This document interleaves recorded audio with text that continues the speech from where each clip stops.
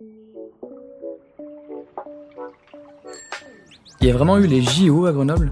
On se donne rendez-vous à VH ou au PPM? Avant, Grenoble, ça s'appelait Cularo. Un narvalos, c'est un bébé phoque. On peut voir le Mont Blanc depuis la Bastille? On prend les bulles ou on monte à pied? Allez, je prends mon vélo et j'arrive. Relief. Relief. Relief. Le podcast du magazine Gremag.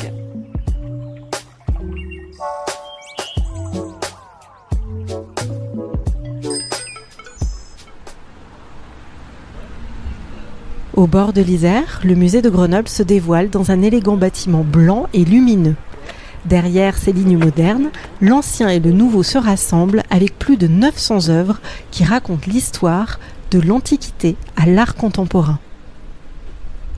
Dans cette série de podcasts, nous avons choisi de vous faire découvrir 5 œuvres majeures du musée. Mystérieuses, puissantes, surprenantes, elles ont chacune à leur manière traversé le temps pour faire écho à nos préoccupations contemporaines. Aujourd'hui, tout le monde met sa vie sur Internet, sur les réseaux sociaux. Pour exister, il faut établir et montrer son intimité. Et donc, c'est même un terme qui a été inventé de extimité, c'est-à-dire cette intimité qu'on montre à l'extérieur.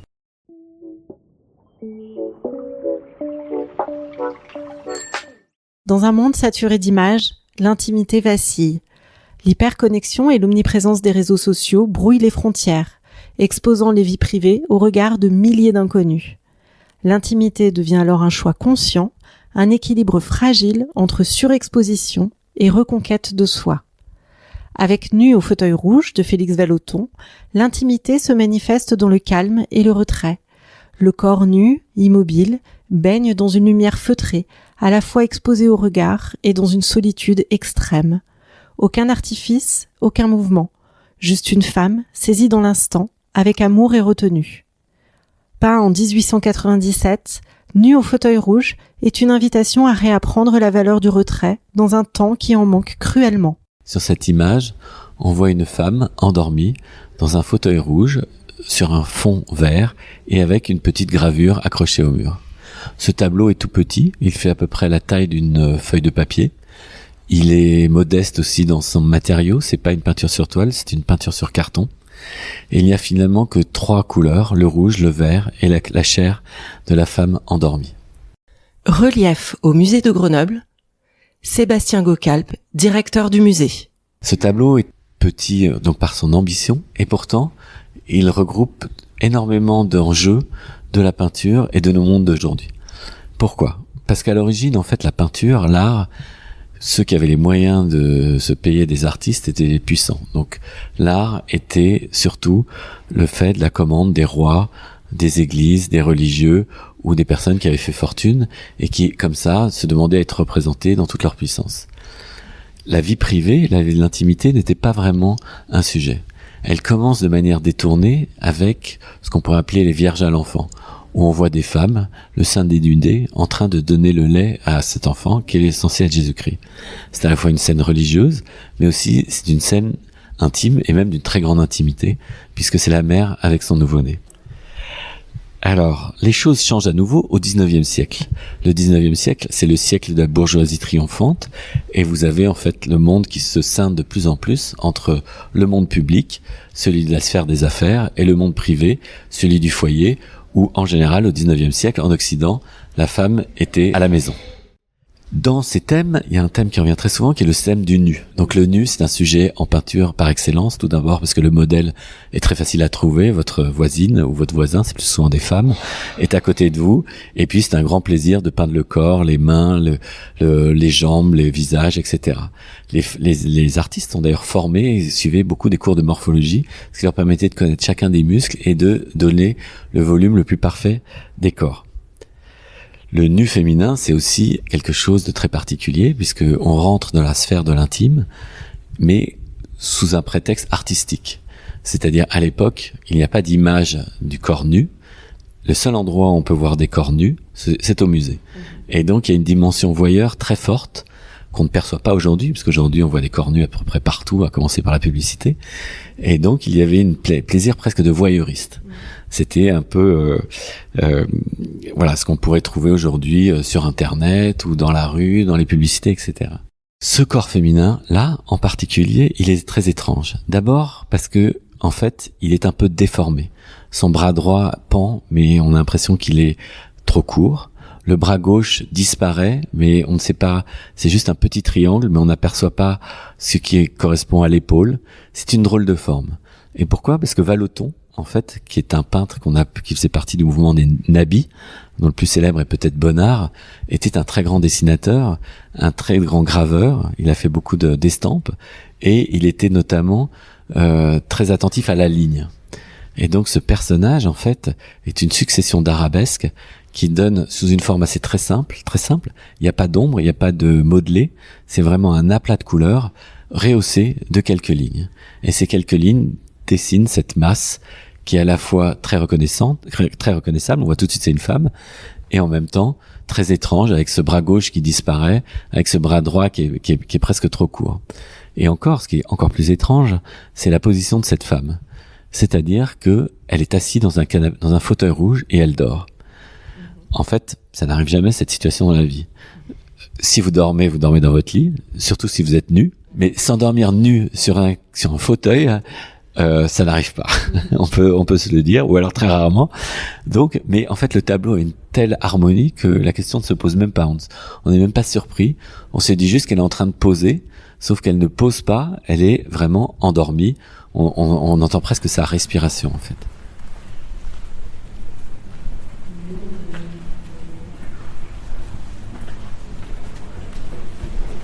D'où la notion d'intimité.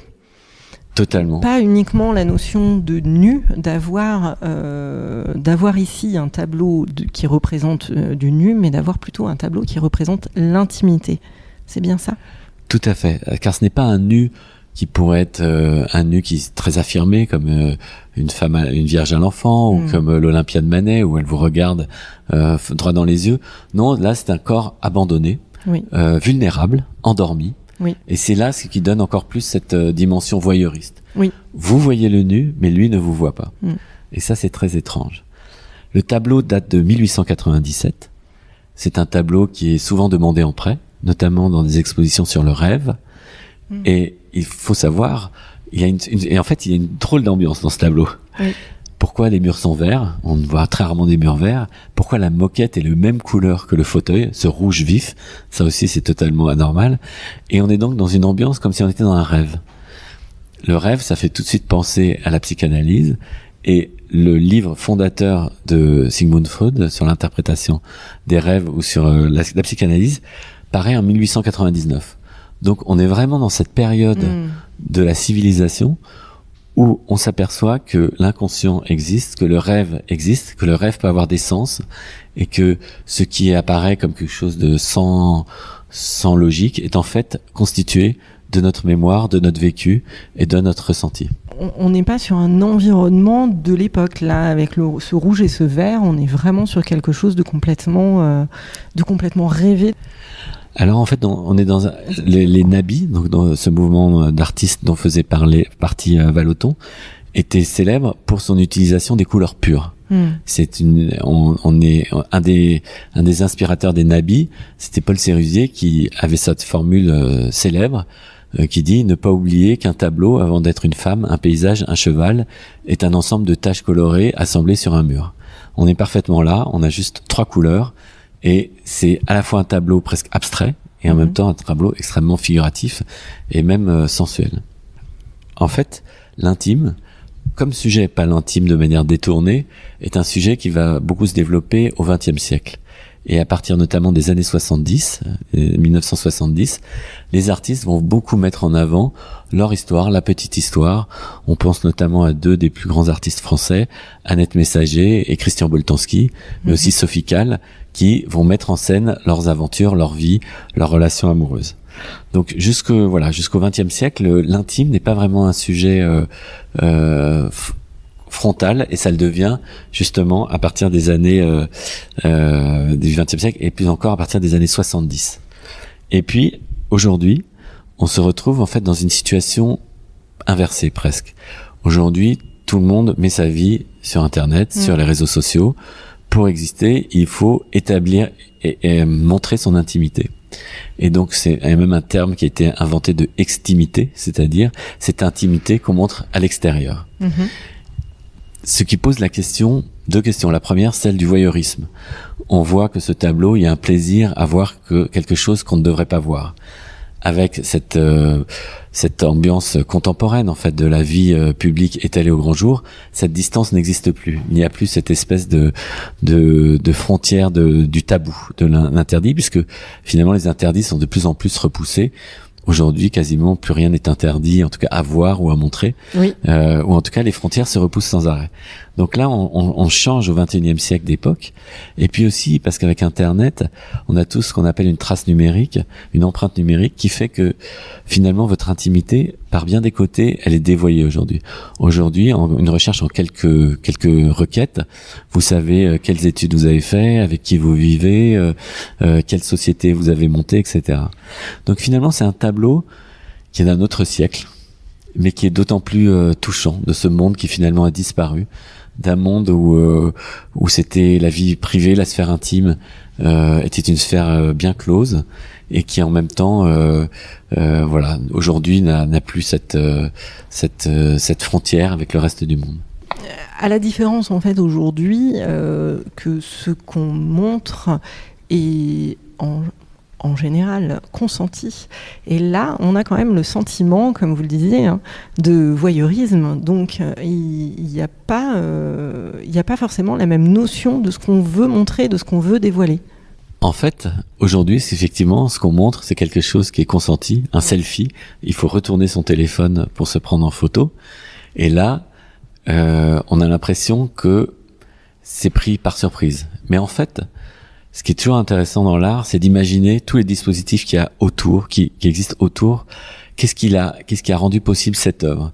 Et en fait, cette œuvre, elle est rendue possible parce que il y a un travail qui est celui de modèle pour les peintres. Alors c'est peut-être sa femme, on ne connaît pas d'ailleurs l'origine de la personne qui est représentée, mais c'est peut-être aussi un modèle en peinture. Et donc à ce moment-là, vous avez un rapport au sens propre du terme, mais qui est consenti, puisque la personne a, contre rémunération, posé pour le peintre. Ce qu'il a réellement voulu montrer à travers ce tableau, c'est quoi? C'est l'intimité de la femme à cette époque, peut-être l'intimité d'un couple. Alors, ce qui est intéressant, c'est que cette toile est peinte sur un carton. En général, une toile qui est vendue, une peinture qui est vendue est faite sur toile parce que c'est un support plus résistant et qui se vend plus cher qu'un carton. Donc on peut penser que c'est une œuvre qu'il a réservée à son usage personnel, un plaisir, et alors là peut-être ça contredit ce que j'ai dit avant, mais c'est peut-être sa femme. C'est peut-être il a voulu garder une trace de sa femme à un moment qu'il avait particulièrement touché, et à un moment où finalement le corps est abandonné, même les formes coulent, ce bras droit qui tombe à côté, c'est comme si finalement il y avait une sorte de relâche, de détente. Oui, parce que c'est vrai qu'elle est très touchante, cette œuvre. Et c'est en fait pourquoi j'ai choisi cette œuvre. Pourquoi vous l'avez choisi celle-là? Parce que c'est une œuvre qui m'émeut beaucoup, parce que on est dans une ce qu'on ressent est une parfaite tendresse et intimité. Même si la femme est nue, c'est pas le regard sexuel qui prédomine, mais bien cette proximité, cette familiarité sans phare, où finalement on pourrait les imaginer qu'ils vivent chez eux, qu'il y a personne d'autre, et que donc ils peuvent se promener nus chez eux, et que voilà, elle s'endort en canicule par exemple, elle se serait assise sur ce fauteuil et puis endormie comme nous on pourrait s'endormir devant un film à la télé. Donc il y a vraiment une très forte sentiment d'intimité et puis une grande tendresse dans ce tableau, très grande simplicité, 3 couleurs et en même temps cette bascule entre figuration et abstraction. Si l'exploration de l'intime vous interpelle, Nu au fauteuil rouge de Félix Vallotton est à voir salle 23 du musée de Grenoble. Le musée, entièrement gratuit, vous accueille toute l'année pour un voyage à travers les œuvres du XIIIe au XXe siècle, ainsi que de nombreuses expositions temporaires. Réalisation, Célia Bunier-Roman. Remerciements, Relief, Ville de Grenoble, Isabelle Touchard. Musée de Grenoble, Claire Gabin, Marie-Anne Télibert. N'hésitez pas à explorer les autres épisodes de cette série. À bientôt!